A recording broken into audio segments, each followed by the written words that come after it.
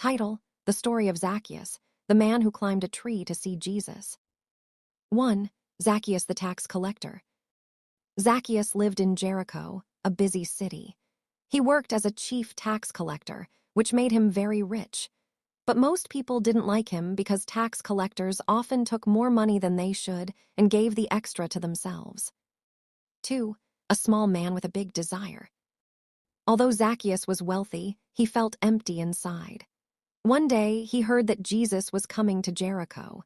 He wanted so much to see him, but there was a problem: he was short, and the crowd was too tall for him to see over their heads. 3. Climbing the sycamore tree. Zacchaeus didn't give up.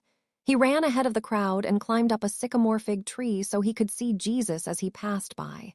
It must have looked strange, a rich man climbing a tree, but he didn't care.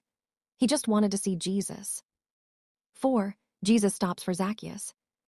When Jesus reached the spot, he looked up and said, "Zacchaeus, come down immediately.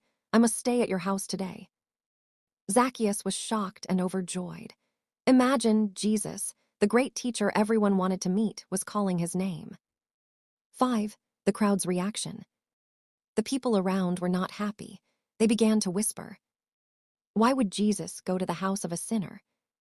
They couldn't understand why Jesus would choose to visit a man known for cheating others. 6. A changed heart. When Jesus came into Zacchaeus' home, something powerful happened. Zacchaeus stood up and said, "Lord, I will give half of my possessions to the poor, and if I have cheated anyone, I will pay back 4 times the amount." His heart was completely changed by meeting Jesus. 7. Jesus' response. Jesus smiled and said, "Today salvation has come to this house, because this man, too, is a son of Abraham. For the Son of Man came to seek and to save the lost." 8. The meaning of the story.